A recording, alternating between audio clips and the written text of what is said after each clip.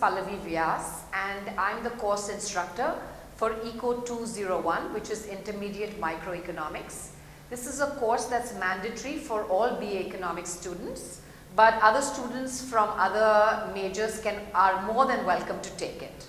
If you've enjoyed the first principles of economics courses, this is a good step for you to see if you would like to study more advanced economics. So what will we teach you?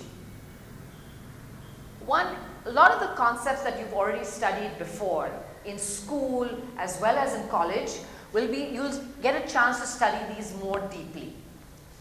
You will also learn how to understand economics using mathematical terms. For example, if you've learned about optimization of the consumer and producer using graphs, you will now learn about it using mathematics.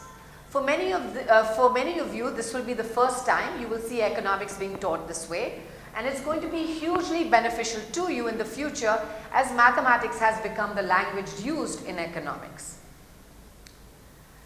The evaluation components are as follows. Quizzes are about 30%, the research paper is 25%, final exam 35%, and class participation is usually 10%. As you can see, a big component of the class is writing an independent research paper. Through the years, what we ask you to write has changed, and we've seen that for many, these topics have become hugely important for their future research projects, like their capstone projects or their theses. Here are some examples of papers that were written in 2020, where students were asked to evaluate any public policy being implemented in India. You can see a student studied PMJDY, Ayushman Bharat, this deposit insurance and credit guarantee scheme, the Ujala Yojana.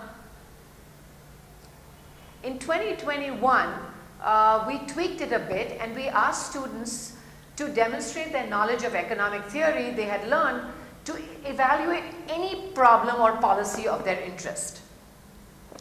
Students wrote wonderful papers understanding labor codes as well as individuals making choices in pursuing a career in sports, wages in the formal sector, as well as competition law and data privacy and profit maximization of firms. In 2022, students were asked to demonstrate their knowledge of economic theory to evaluate the farm bills if they had been implemented. They looked at different industries, different food products such as mangoes, onions, pulses, and the list goes on. And they had to get an understanding of the background of the market, both from the demand and supply side, as well as the market structure. We were in COVID-19 at the time, so they had to look at the impact of COVID-19 on the industry, as well as any impacts on subsidies as well as taxes. You can see from some of these graphs which students created for the mango and banana industry. This is what's on your screen. They did a very in-depth analysis. In 2022-23, we asked students to look at a variety of industries that were being analyzed in business case studies. And these cases were given to them, and they had to come up with a demand and supply analysis for these different cases.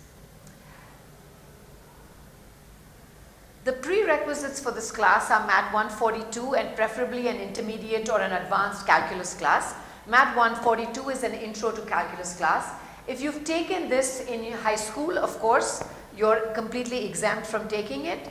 But we would like if you had taken a little more calculus once you've come to college. And ECO 100, which is the intro to micro class, is also a prerequisite. This class is extremely enjoyable and very interactive, and students have said that they've learned a lot, especially through the research papers. So I strongly encourage you to take it.